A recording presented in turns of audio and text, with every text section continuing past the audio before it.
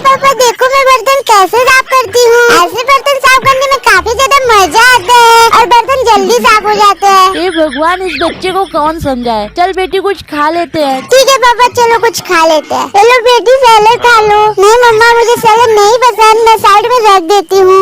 लीजिए आप सैलेड खा लीजिए। मुझे भी सैलेड नहीं पसंद, मैं भी साइड में रख देता हूँ। अब सैलेड के बदले में मार खाना पसंद है तो मैं क्या करूँ, ये लो मार खा लो। और जल्दी जल्दी मैं खा लेती हूँ वरना मम्मी पापा के जैसा मेरा भी धुलाई कर देंगी।